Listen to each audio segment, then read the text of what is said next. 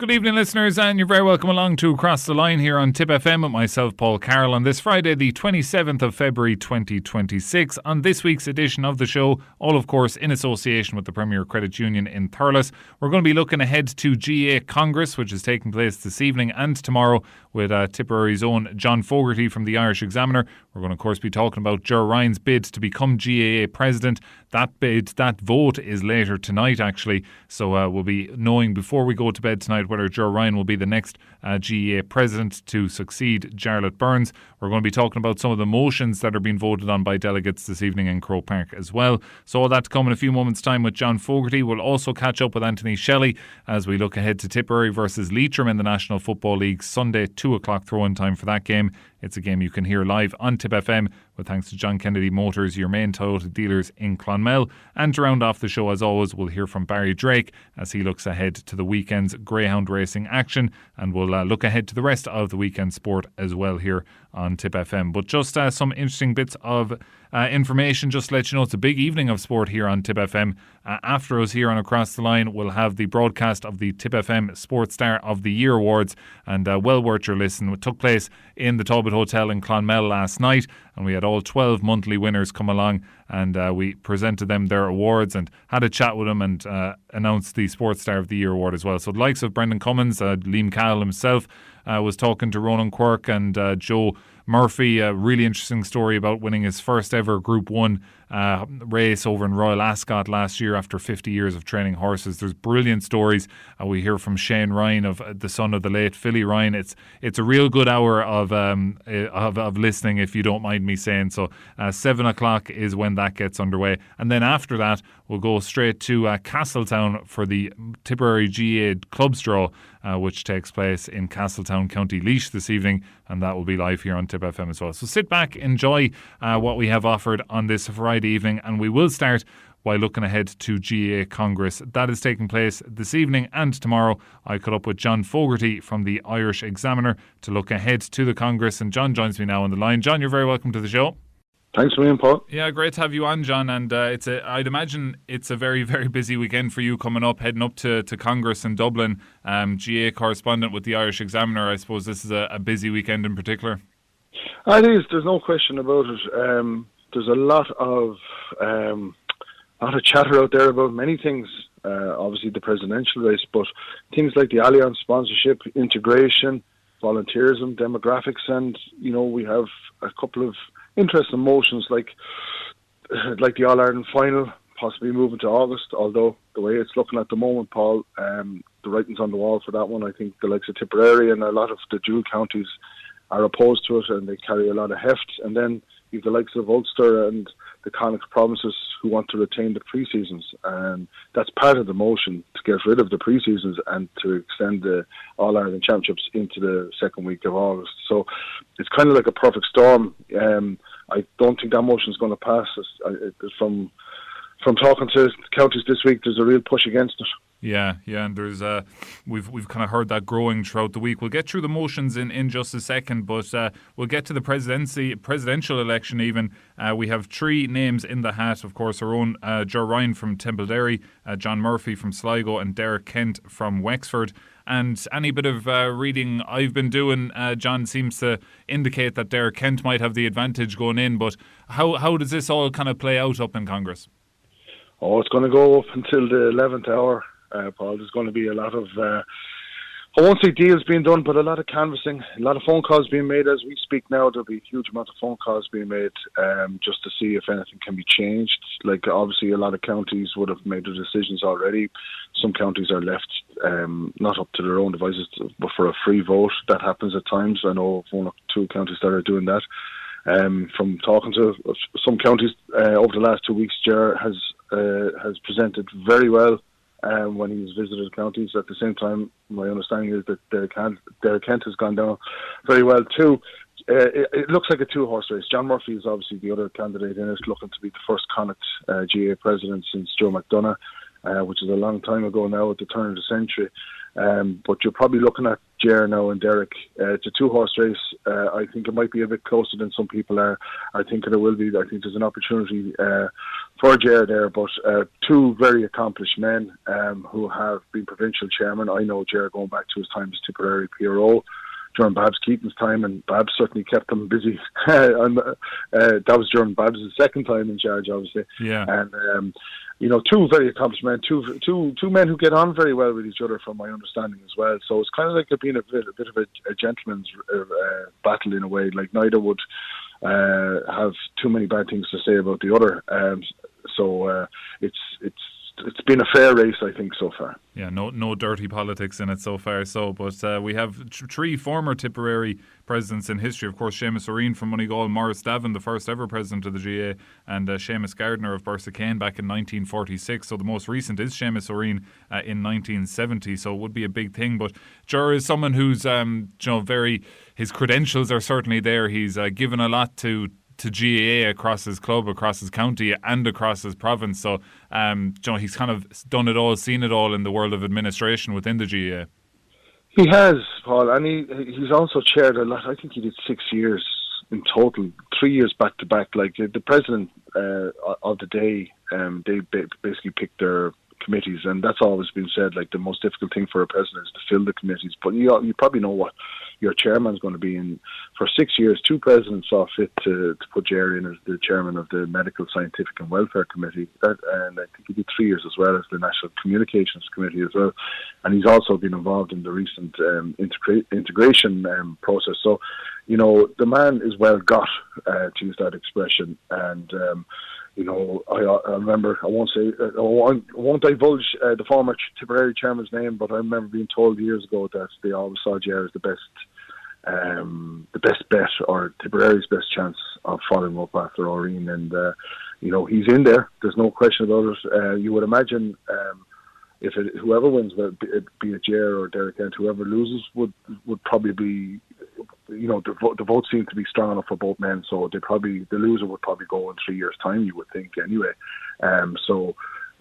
Even if Jared loses on Friday night, or if it's Derek, I can see them turning up again, certainly. Yeah, and I like the act of following up after Jarlath Burns is probably a little bit of a difficult one. Very outspoken president, very kind of front-facing president of the GAA. So probably a tough act to follow for whoever is announced president on Friday evening.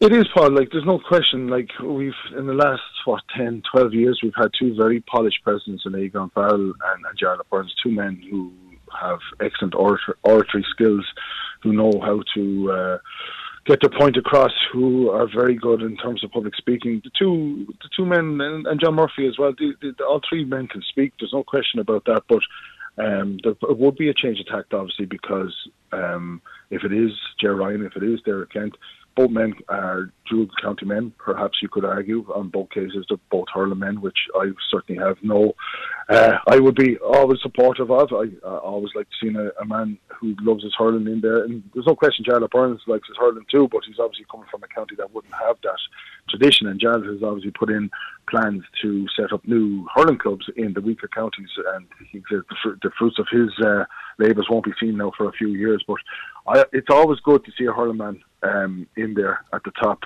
because you look at this weekend, and I know it's more a broadcasting point perspective, but there's only one hurling game on this weekend as opposed to 4 football matches, and sometimes you need someone shouting a bit higher. Listen, we're all biased, Paul. We all love the Munster Championship. We all love our hurling. You wouldn't drive past a county or a club grounds without looking at a game of hurling. That's just the appeal of it. But we want more people playing it, and I think with Ger Ryan or Derek Kent in there, I think there's more chance of that happening, if I'm perfectly honest. Yeah, and so it's going to be really interesting. It's Friday evening.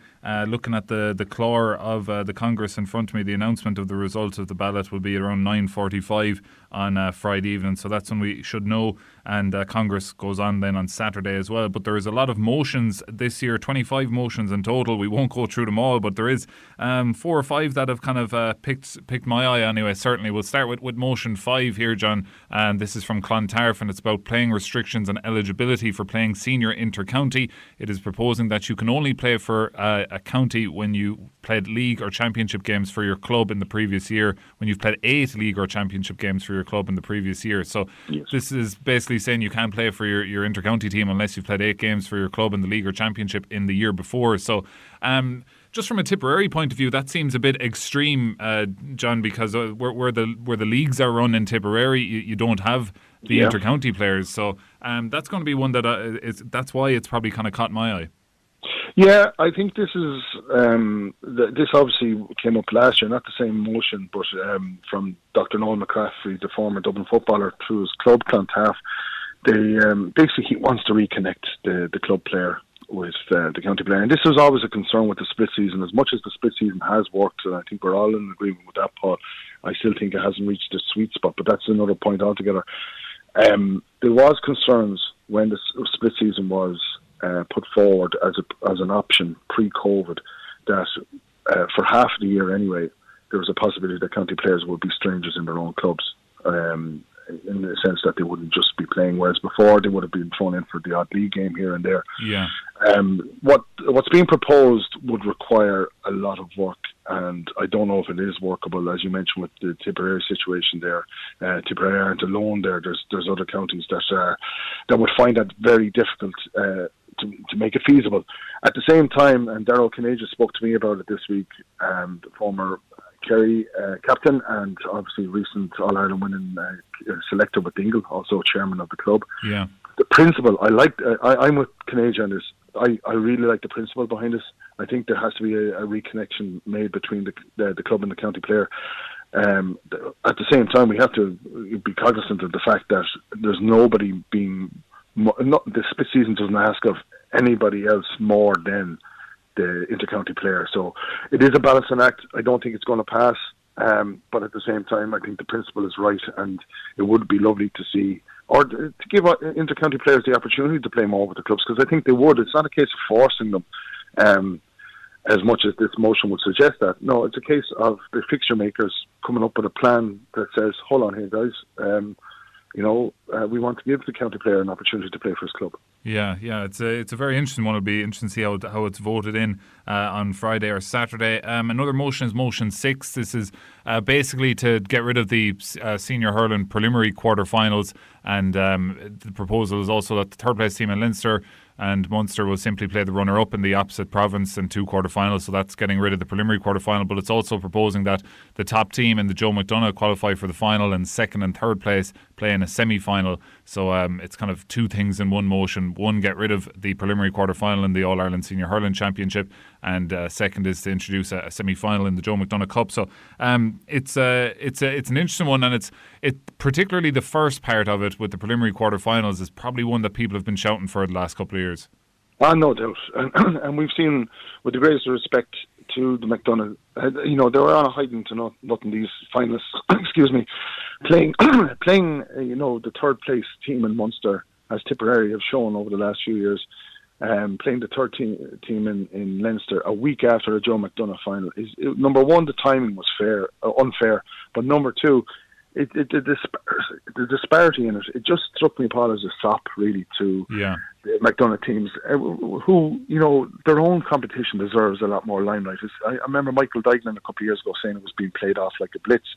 At least now, from next year anyway, and I have an issue with the situation this year, but at least next year there are suggestions that the McDonagh Cup might be played concurrently with the Lee McCarthy, and I would very much like the Tailteann Cup and the All-Ireland football semi-final. I would love to see the McDonagh final played as the undercard as one of the All-Ireland semi-finals, like I would the All-Ireland minor hurling final. I would love to see as an undercard to one of the semi-finals, but that's another point. What if this passes this year, and I really hope it does, because we were looking, there were landslide results. We saw what Tipperary did a few years ago, and we've seen so many counties doing it, and it's an embarrassing and it's unfair to the McDonagh Cup sides, and The problem is, though, if it comes in this year, which will, if this vote is passed at the weekend, it'll come in immediately. So there will be no preliminary quarterfinals this year. The problem is, after the Munster final this year, there will be only 5 inter-county hurling championship matches, as opposed to, I think, nearly a multiple of that, Sam Maguire and Tailteann Cup. 5 games is not enough. I asked Tom Ryan about that recently. 5 games is definitely not enough. So I would love to see the Joe McDonagh run concurrently. If the Hurling Development Committee really got their ducks in a row on this, they would have proposed this before a special Congress last year. So the Central Competitions Control Committee could have put in a plan in place whereby, if this motion, they could have made a proviso, if this motion is passed, then the McDonagh Cup could run up until the All-Ireland Senior Lee McCarthy Cup semi-finals, as I said. It's the right motion, just at the wrong time. Yeah, that's very interesting. So you're very likely going to have this kind of barren spell of very little hurling in that scenario where that is passed for this year anyway. Certainly, we'll fly down through. There's 2 or 3 more. One of them you touched on there is Motion 7. This is from Tempo Maguire's. It's to do with All-Ireland finals. Basically, that the motion is proposing to fix All-Ireland minor finals in Croke Park as curtain raisers to the respective senior finals. So this one is probably one that we're all aware of here in Tipperary. In the last decade, we've had All-Ireland minor finals in Croke Park, and we've also had great days out in the All-Ireland minor finals when they've been in Nolan Park, particularly against Offaly and against Kilkenny a couple of years back. So this is basically going back to the days of old where the minor final was on before the All-Ireland final. I know for myself personally, I think in my opinion, it's better as a standalone fixture rather than being on in Croke Park before the All-Ireland senior final, just tickets-wise and occasion-wise. But I do see the appeal of getting allowing I was going to say youngsters, but the minors to play in Croke Park is a big thing. But I'd like to get your opinion on that motion in general. Yeah, I just like I said, I think there can be a compromise on the Croke Park. I don't know about the final. Like yourself, the reason why this was disbanded again, COVID obviously precipitated the split season, but COVID provided an opportunity as well, really, to disband the minor from to take it away from the All Ireland Senior Final Day. And there's no question. I think we all agree that something has to be done about All Ireland Final Day. As good as it was for Tipperary last year, as fantastic as it was. And Tipperary have their own inbuilt traditions, as we know, in and around All-Ireland Final Day. But it can be a long day up until 3:30, and I still think we probably need something a bit more razzmatazz or whatever, not to take away from the hurling. But the traditionalists obviously would love the minor final. We all grew up, Paul, on the minor final being before, but the times have changed, and I think, number one, the under-17, and we're probably going to go back to under-18. There's a huge difference, as we all know, between under-17 and under-18, and certainly in those first few years when that under-17 final was being played, and your feeling for the players, they were so callow, they weren't men yet. Whereas, during the under-18s, you could see these guys were really developing. Now, fast forward 5, 6, 7 years, and an under-17 now is a bigger chap. There's no question, is able to take these things both mentally and physically. You would imagine is more capable of it. But I think the semi-final is the compromise, and it's a happy medium. I think, like speaking to Paul Bellew in Galway, the Galway chairman this week, he was raising the point saying that we play so much of our minor games in the summer, and if this was to come in, then you're pushing everything back. And we all know the under-20 championship in most counties is pushed back to the tail end of the year, where weather isn't great. Imagine now if you had to push back the minor too as well. Yeah. It could make things very difficult. No, the standalone, we've had some cracking standalones over the last couple of years, especially with Offaly being involved and the crowds that they've brought. But no question Tipperary have as well. But I think get it back to Croke Park, but maybe not at All Ireland final stage. Yeah, so that's an interesting one. Maybe that motion, will it be passed? Will it not? We'll see. But maybe in the current. The way it's written there in respective senior finals, that might be a bit of a hurdle, but we'll see how that goes as well over the weekend. Just a couple more. One of the biggest ones is motion 14. This is the proposal to move the dates of the All-Ireland finals back by a couple of weeks, to play it on the 32nd, no later than play it on or before the 32nd Sunday of the year. Right now it's the 30th, so it's basically just to push out the All-Ireland finals by a couple of weeks, and again, that's the one that you mentioned with no pre-season competitions in it. So this is one that it's kind of it's one that your line of work probably comes into it more, John. The national media kind of get the brunt of this one with pushing it back and that sort of thing. But it's, as you said, it's kind of come up against a lot of scrutiny particularly in the last kind of week to 10 days. Yeah, it has, Paul, and it's good. Debate is good on these things. The national media, seem to be getting a bit of a digging for this now. I hope it's more pundits than ourselves. Like, no question about it. I've always supported the split season. At the same time, I still thought there was a little bit of wiggle room. I don't know why the August Bank holiday is being kept free, by the way, as part of this proposal. I think the August Bank holiday would be a nice bookend to the inter-county season. But anyway, this proposal, it's not going to succeed because, as I mentioned at the outset, the likes of Tipperary and the strong dual counties are against it, but also on the other side, there's a lot of people, and then Ulster Council and Connacht too, who are quite dependent on pre-season. It's all right for Munster. Munster are let's just say they have a lot of money at the moment, whereas the likes of Connacht and Ulster don't, and so they need those pre-seasons, especially Ulster. The interest in the pre-season competitions there are huge. Yeah. My issue with the inter-county season is that I still think we're probably I think we're close enough to a sweet spot with the hurling championship and the hurling league in terms of the amount of games, but there's still too many football games. Now this year there's one round less in the championship. They probably could get rid of one or two in the National League as well, and then you might be, there will be more space. But right now, coverage is eaten. Football coverage is eaten into hurling coverage. Hurling coverage is eaten into football coverage. In the next couple of years, I would sure hope there's a 2-week gap between the All-Ireland final. Yeah, that's the kind of big issue. They come too quick, particularly for being involved in media. That it's very hard to get out good content while you're reflecting back on one final, and suddenly the next final is in 2 days' time. Yeah, we certainly, like Tipperary's victory and the nature of it, deserved a couple more days of the national scrutiny. There's no question about that. Now, obviously, there was scrutiny about Cork and what happened to them in that second half. But no sooner, I remember, and you were there as well, Paul, in the Tipperary Hotel the following morning, that even attention was already starting to turn to the football final between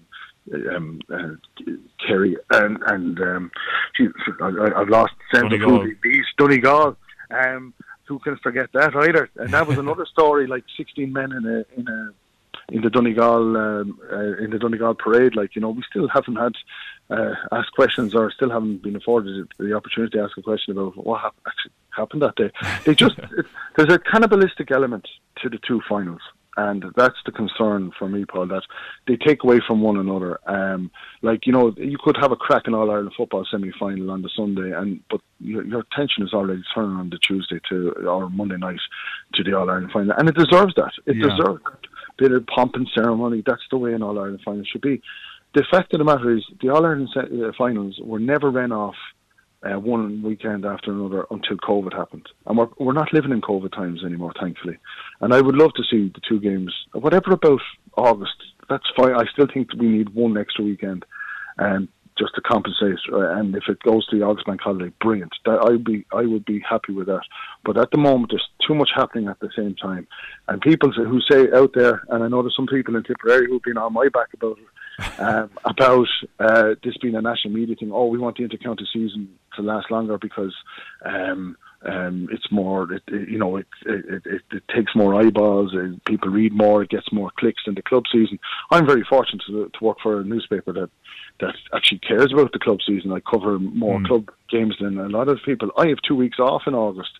I won't have 2 weeks off in August if the club season, the split season wasn't there. So I'm very happy for the split season, despite what some people might say. But I'm sure I'll meet them at games in the coming weeks. Yeah, that's it's very interesting to see how that goes. And yeah, probably they are too close. But my solution would be that we can reshuffle what's there already to spread it out rather than adding on any other weekends. But let's see how it plays out. The final one I wanted to bring up was just Motion 19. It's basically to bring the descent rule that we've seen in Gaelic football into hurling. So the difference would be, instead of being brought up 50 metres like it is in football, it would be brought up by 30 metres. So this is probably one that I'd imagine is going to be voted in, and this would come into effect pretty much instantaneously. So for the next round of the National Hurling League, managers, players, everyone is going to have to keep their mouth shut, and it'll take a lot of getting used to it. So. Yeah, that Central Council will make the decision. There's usually a very quick Central Council meeting after Congress just to decide when some of these motions are actionable. And usually they give it, some are, as you say, very immediate, Paul, but I would imagine a rule like this, and I expect it to be passed. I actually don't think a huge amount of motions are going to pass this weekend, not your usual 3/4 or 4/5 or anything like we saw at Special Congress. I think we're going to see, half the motions pass and fail. This one might come out in for a month, so I think there might be an agreement by Central Council just to give that bit of grace period to the counties to be ready for this. I think it's going to come in for the Tipperary Cork game, the first round in Munster, or the weekend before. I think Joe McDonough starts the week before, so I think that it'll come in for that. I think we'll avoid it for the rest of the league. It makes sense. It's a good road to sense. It does exist in hurling as much some people don't think.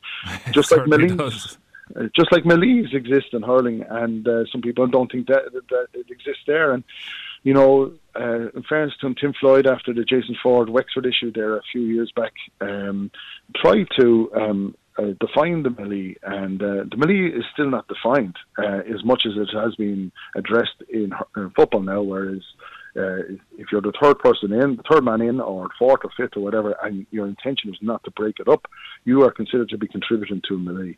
That is not defined in hurling at the moment, and it's one of those anomalies that I think the FRC, in fairness to them, that's a motion or a rule that should be incorporated into hurling. I would like to see it in the next come in the next year or two. Certainly, I'd love to see the Hurling Development Committee bring that in, because it would do away with some of the messing that we saw at the end of the Cork Tipperary game. Yeah. And listen, it was unfortunate. There's no question. There might have been handbags, as some people said, but the fact that it went on so much and it really killed the game. It wasn't the two guys going off. It was that it just basically popped the balloon of what was, up until then, a reasonably competitive game and an exciting game. Yeah, it certainly just went on all day and all night down in Cork that evening. John, finally, just you're a tip man yourself. What have you thought of tips so far in 2025 or 2026 even? 2 wins, 2 losses in the league, 2 losses in a row, and obviously a substantial loss against Limerick last time out. But where do you see us so far in 2026?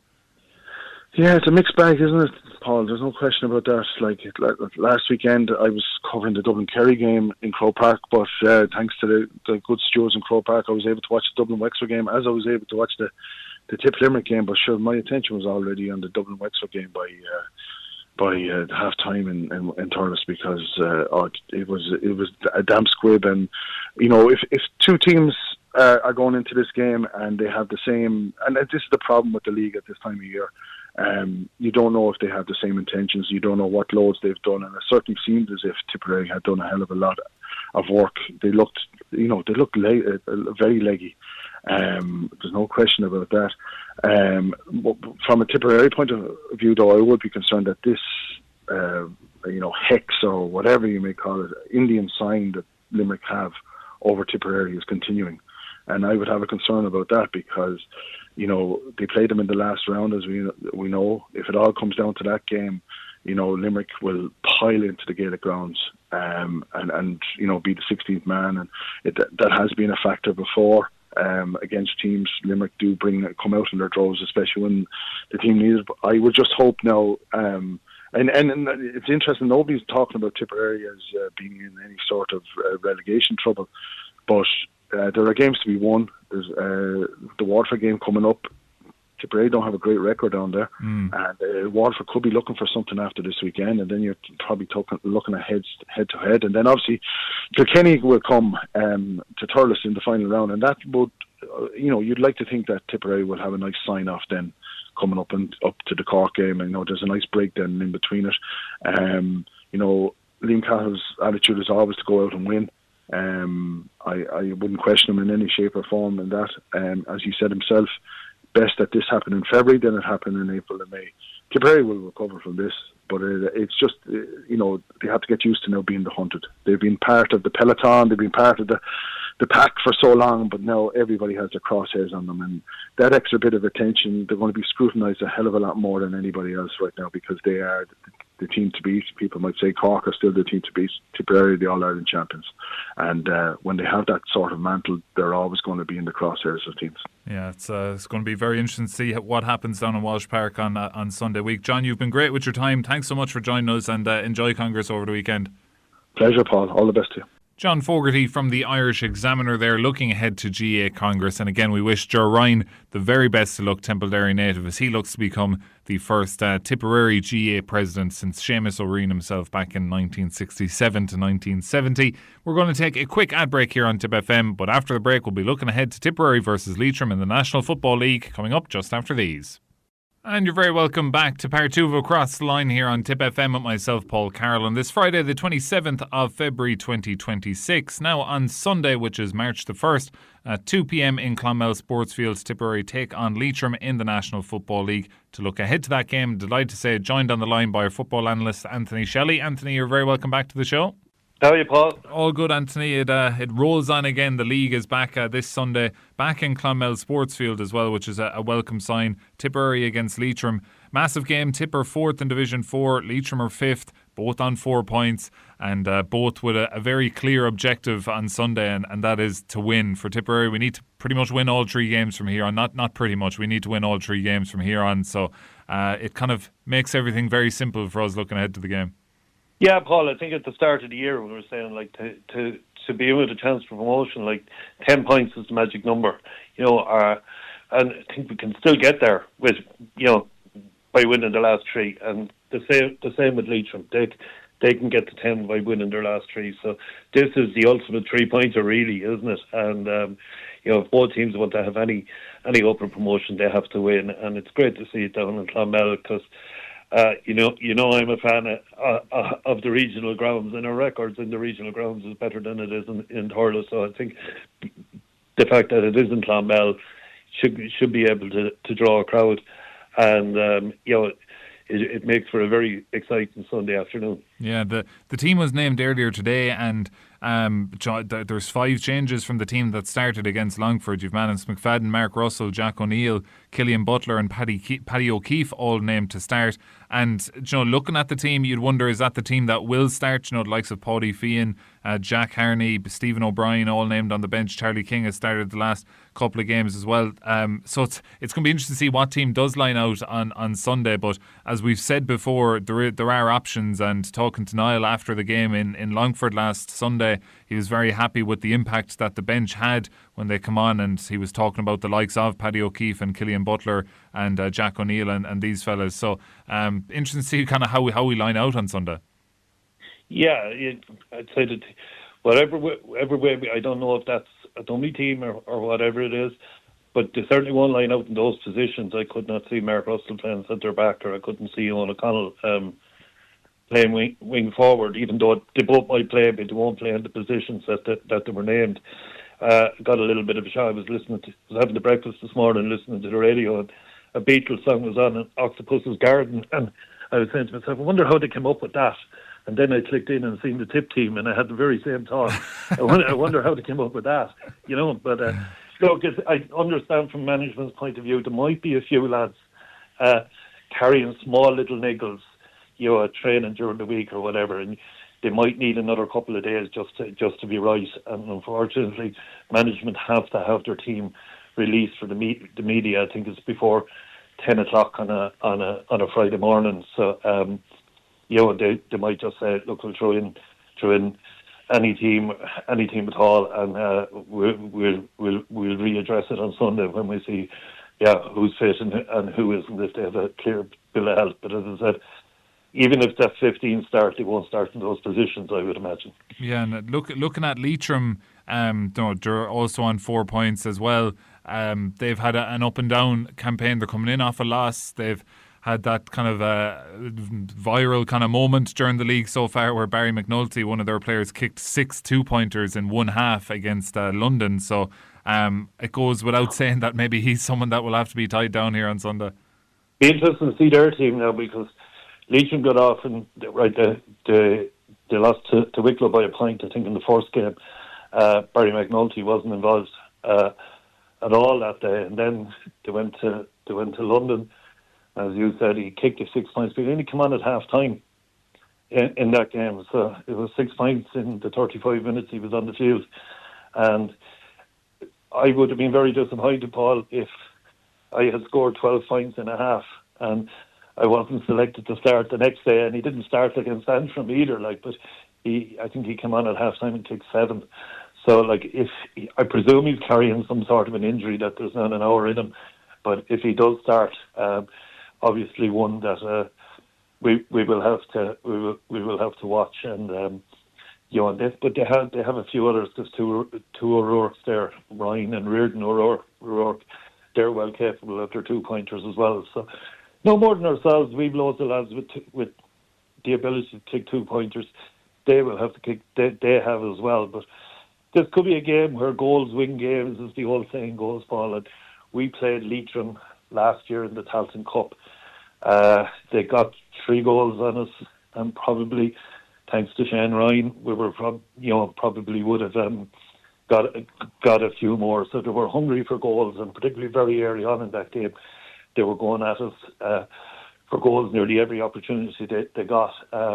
And that's probably something that we have to be careful that they are hungry for goals, so we just need to be tight at the back, particularly in the first 10-15 minutes. Yeah, and that game last year it was on in Westmeath and Mullingar, I think, against Leitrim in the Tailteann Cup, and there was a bit of bite in that game as well, so I'd imagine that the players will be looking to, particularly the Tipperary players, maybe a lot of them will be looking to win the game to get the points on the board to try and keep ourselves in the league with 2 rounds to go. But revenge is probably on the mind a little bit as well after that game in Mullingar. Yeah, there was a little bit of a schmozzle at half time, if you remember that game, and I think I recall having a few words with their manager myself, Stephen Porter, and he called me 4 eyes. I hadn't heard it since I was in school. And then I was slagging him over the quality of his insults. But anyway, there will be a bit of bite in it. I suppose last year, both teams, with Stephen Poacher, he had gone the year before without having a win in the league or the championship, and he'd gone that year without having a win in the league or championship. So he was looking for his first win, and we were kind of out of the competition at that stage, but would have liked to have signed off with a win. So, so that probably added to when both teams were eager to get something on the board just to sign off the season. Added to the tension of the game, but different scenario this year. I would say both teams going along expected lines, and as we said at the very start of this interview, it's a real 3-pointer, and which hopefully there'll be a crowd in Clonmel that'll add, because I think we do better when there is a little bit of bite in the game. Yeah, really looking forward to it. 2 o'clock on Sunday is where this game is taking place in Clonmel Sportsfield. You can hear it here on Tip FM with thanks to John Kennedy Motors, your main Toyota dealers in Clonmel. Anthony, enjoy the game on Sunday. Thanks for joining us on the show. Yeah, thanks, Paul. And a reminder, that game on Sunday at 2 p.m. is live here on Tip FM with thanks to John Kennedy Motors, your main Toyota dealers in Clonmel. I myself will be in Old Trafford at that time on Sunday, so Stephen Gleeson will be talking you through the action from Clonmel Sportsfield Sunday 2 o'clock. We're going to take a quick ad break here on Across the Line. Stick around, plenty more to come after these. And you're very welcome back to the third and final part of Across the Line here on Tip FM with myself, Paul Carroll, on this Friday, the 27th of February 2026. Now, it is a very busy weekend of sport in Tipperary, and it's already gotten underway. Earlier today, of course, Ursuline Thurles just beaten in the All-Ireland Junior A Schools Camogie final, beaten by Loreto Kilkenny. It finished up 3-11 to 1-12. Doesn't really tell the story of the game. It was 2-7 to 3 points at half-time in favour of Loreto, but Ursuline mounted a great comeback. Mel Flannery with some great scores there in that game, got it back to 2 points, and then Loreto got a goal with the last puck of the game to win by 5. So disappointment there for First Line Thurles, but they've certainly had a brilliant year, school year anyway, in terms of Camogie getting to the All-Ireland Senior A and Junior A schools Camogie finals. There was success yesterday though for the Scolvura Carrick Shore in the All-Ireland Senior B schools Camogie final. They beat Presentation Wexford. It was a replay and they won that 13 points to 2-4. So fair play to all involved in Scolvura Carrick Shore. What's happening in the rest of the weekend in terms of Camogie? The Tipperary minor Camogie team are in action on Sunday. They take on Dublin. That's at 2 p.m. on Sunday in Lorcan O'Toole Park in Kimmage. We also have rugby back. The AIL is back tomorrow. No Six Nations, but there is AIL tomorrow. Nina are welcoming Lansdowne to New Ormond Park. Cashel are away to second place Dungannon in Division 2B, and Division 2C tabletoppers Clonmel, they welcome Monkstown to Ardguia. All those games tomorrow, Saturday, 2:30 p.m. Of course, Tipperary interest in Munster's action tomorrow. Brian Gleeson wears the number 8 jersey for Munster in the URC tomorrow. Sunday then we have the Tip Ladies footballers in action. They're up in Westmeath to play Westmeath. They're up in Mullingar, I should say, to play Westmeath. 2 p.m. throw-in time there. We've lots of local soccer as well, both north of the county and in the south. In the north, BT Harps hosting Holy Cross at 11 a.m. on Sunday, and at 2:30 Rare Cross are at home to Arrow Rovers. The TSDL Premier League, 3 games down for decision on Sunday. At 11:30, bottom side Clonmel Town hosting third from bottom Cullen Latin. You feel that's a big game for Clonmel Town. At 12 noon on Sunday, St Michael's are away to Clonmel Celtic, and at 2:30 Kerr Park welcome to Marlboroughs in the TSDL Premier League. And of course we have that game between Tipperary against Leitrim at 2 p.m. throw-in time in Clonmel Sportsfield. So busy weekend ahead, and it's also a busy weekend in the world of greyhound racing. And at this time of a Friday evening, it's time to talk dogs with Barry Drake. Tip FM's Greyhound News Update with Greyhound Racing Ireland, the ultimate night out for hens and stags. Enjoy racing, dinner and fun-packed packages across the nation. It's another huge weekend of greyhound racing with so much to look forward to all over the country, starting down at the Kingdom Greyhound Stadium tonight in Tralee, of course, for the semi-finals of the T. Nolan CVRT Test Centre Juvenile Classic, an event that always produces top-class greyhounds. This year is expected to be no different than going on the performances in the opening round.